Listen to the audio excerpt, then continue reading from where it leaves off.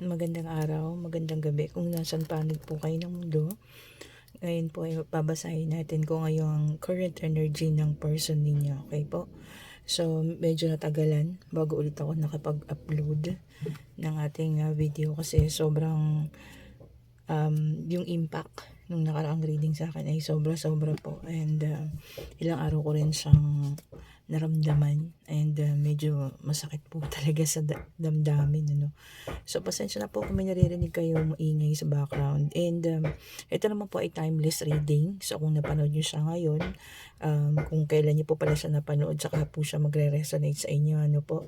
So, walang araw, walang panahon kung kailan nyo po siya mapanood. Hingi na po tayo ng gabay, Spirit Guide, give me more knowledge so I can see all of those messages and interpret all of the message in this card. Amen. Okay, nasapol ko na po yung mga baraha kanina. So, titigin na lang tayo kung ano yung message sa atin ng mga baraha ngayon. Oh, ayan, nag-flip na siya. Wheel of Fortune. Okay. Wheel of Fortune. Ano pa? Give me more message. Spirit Guide. Okay. Eight of Wands. Give me more message, Spirit Guide. Ano pong energy ng mga person nila ngayon? Lalo na dun sa mga wala ng komunikasyon. Ano pong energy? Okay, so meron tayong King of Wands. Okay po. So ayan, tatlo sila. Lumabas. Check pa natin kung meron pa. Give me more message. Give me more message, Spirit Guide. Ano pa pong message? Okay, meron pa nag-flip. King of Pentacles. Okay po. So, dito sa reading natin, ang nakuha natin ay isang mature person. Okay? And ang pinagkakatuunan niya po ngayon ng energy niya, kung ito ba na inyong person, no specific gender ha, pwede po itong babae or lalaki, ay ang kanyang pangkabuhayan po ha. Feeling ko pinag-aanuhan niya ngayon ay ang kanyang pangkabuhayan, pinagkakaabalahan.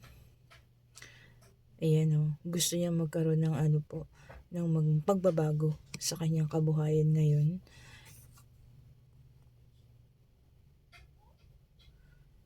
Ayun, so yun yung pinagkakaabalahan niya ngayon, puro sa pangkabuhayan ninyo. Kung ito man na yung inyong specific person na malayo sa inyo ngayon. Business po, trabaho, yun ang kanyang pinagkakaabalahan, no? Tignan nga natin, meron pa bang iba po na pinagkakaabalahan ng kanilang specific person? Ayun, may nag-flip. Okay. Ayan, the Lovers. So, sa palagay ko naman po, wala naman siyang ibang pinagkakabalahan kung nasaan man siya ngayon. And kayo pa rin yung nasa isip niya tungkol sa partnership. So, kung nagkaroon kayo ng masasabi natin na hindi kayo nakapag-usap ngayon or hindi kayo nag-uusap, ito yung kanyang gustong mangyari, no? So, gusto niya magkaroon kayo ng connection. And kayo pa rin yung nasa isip ng taong ito. Give me more message. Give me more message, please. So, nandun pala, ang pinagkakabalahan niya ngayon, isang kanyang paghahanap buhay. And kayo pa rin ang kanyang naiisip. Oh, see? Ayun po, meron tayong Two of Swords. And, ayun, teka lang, ba't may lumabang Two of Swords dito? Tingnan po natin yung clarity. Give me more message, Spirit Guide. Give me more message. Bakit lumabas ito of Swords? Ayan, sa The Emperor. And then talaga, yun lang po. So, ang nga dito, kaya Two of Swords. Kasi ang iniisip niya kung pipiliin niya ngayon na makasama kayo, tapos hindi naman siya stable, ay magkakaroon lang po ng problema. So, yung specific person ninyo ngayon, ang talagang pinagtutuunan niya yung pansin, ay yung stability. para po pagka nga naman nagkasama na kayo, hindi kayo mamomroblema sa usaping financial, di ba? Which is, ayun naman yung pinaka malaking nagiging problema ng mga mag-asawa ngayon, di ba? So kung magka-boyfriend, girlfriend pa lang kayo, ibig sabihin po pinag-iipunan na ng taong ito yung magiging kinabukasan ninyo. Ayan, may lumabas pa. Tama naman po. So, dito ay Five of Pentacles. Ayan. Ang ayaw niya pong mangyari sa inyo, yung magkaroon kayo ng imbalance sa financial, no? Ayan, yan ang ayaw na ayaw niya, yung magkaroon kayo ng struggle.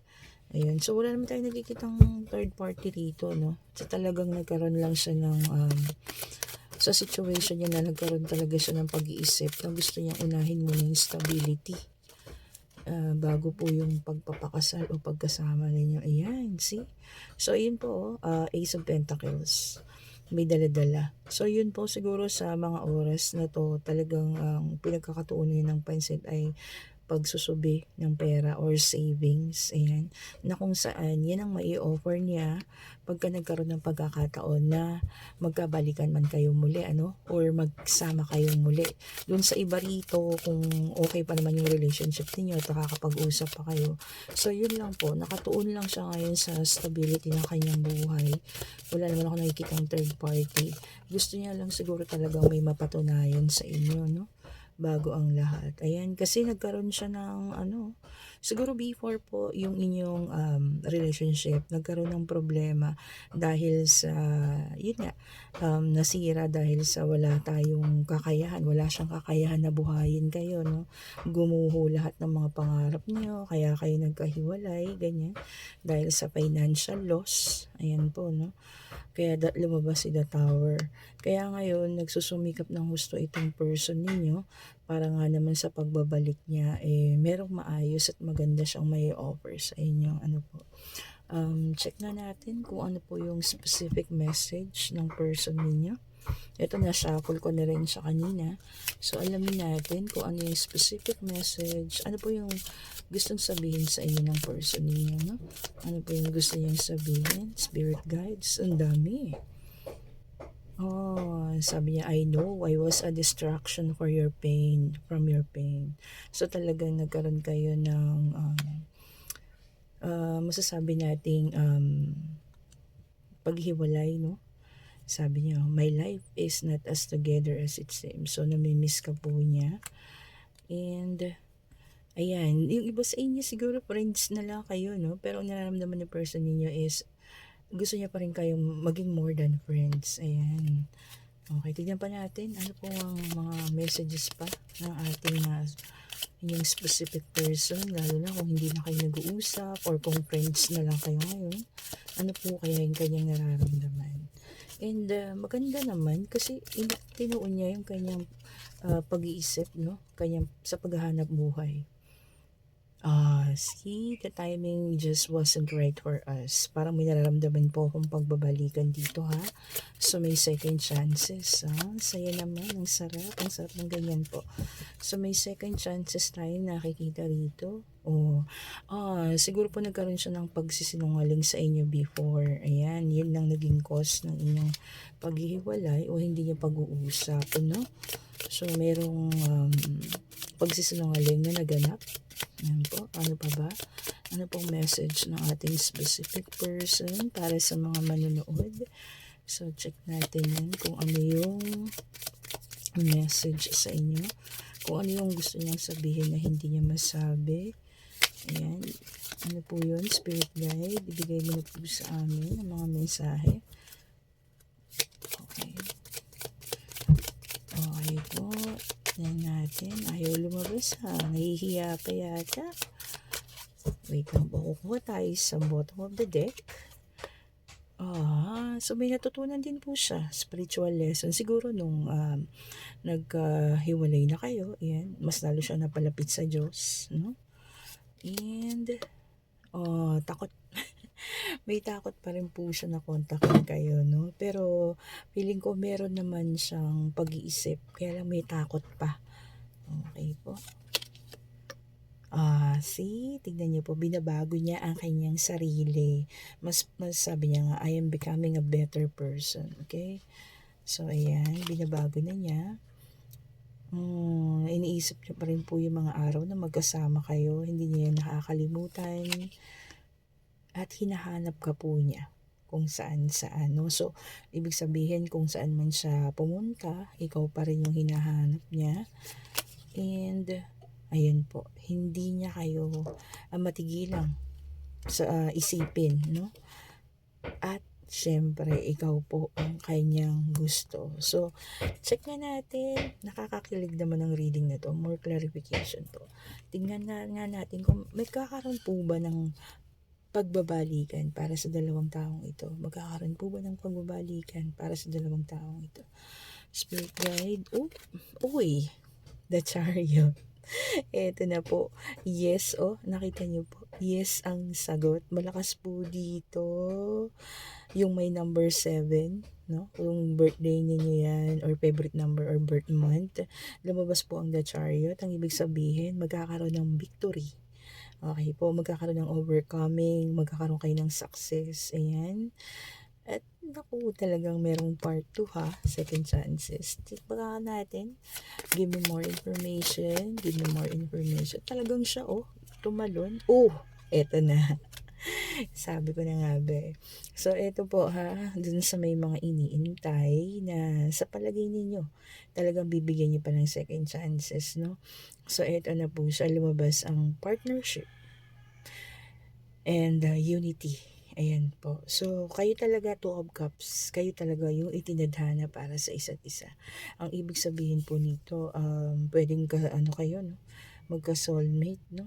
At hindi po pwedeng hindi kayo magkatuluyan. Ayan. May marriage proposal na po na magaganap. So, siguro sa pagbabalikan ninyo, ang kanyang i-offer, kaya pala lumabas si Ace of Pentacles, is marriage na and stability.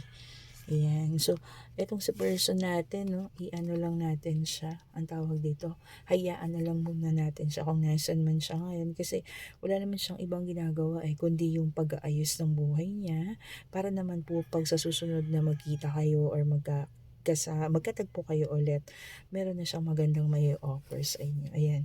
Alam kong mararamdaman po ninyo kung sinong itong taong ito na tinutukoy natin. Mararamdaman niyo siya, lalo na kung malapit na siyang dumating, pagbabalik sa inyo kasi mapapanaginipan niyo siya, lagi siyang sasagi sa panaginip ninyo. Yan, kilala niyo po yung person na yan. Napakaganda ng ating reading for today, puro tungkol sa love and sa second chances. Okay po.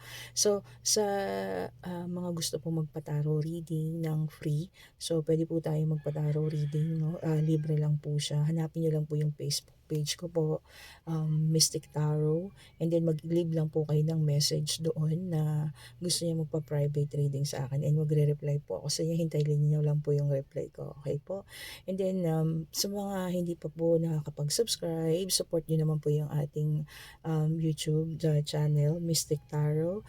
And kung nagustuhan niyo po yung reading natin ngayon na napakaganda na magkakaroon ng kasalan, pakihit niyo po yung like and mag-subscribe na rin and hit the notification bell para lagi po kayong updated sa mga i-upload pa nating video, no? And mag-iwan na rin po kayo ng comment para ma-absorb ko naman yung energy ninyo at kayo naman yung sunod kong mabasahan. Okay po. At magkakaroon pala tayo ng isa pang reading. Ito yung last na. Gusto ko po magtanong kayo sa inyong mga isipan ng answerable by yes or no, and then tatanungin natin ha. So ano po yung kasagutan sa mga katanungan nila, spirit guide? Ibigay niyo na po sa akin, answerable by yes or no. Ano po yung kasagutan, spirit guide? Ano po yung kasagutan sa kanilang mga katanungan, spirit guide? Spirit guide, isa na lang. Ayan talaga siya. Okay po. Yes. Ayun po. Kung ano man yung katanungan ninyo, ang sagot po ay yes. Okay po. Kung tungkol ito sa trabaho, magkakaroon po kayo ng teamwork. Okay. And kung magkakaroon man kayo ng promotion, maaari din. Kung mag-aaral pa kayo, maaaring papasa kayo sa mga examen na pagsusulit na kukunin nyo ngayon. Okay po. Thank you so much po sa panonood. Maraming salamat and God bless po sa ating lahat. Bye-bye po.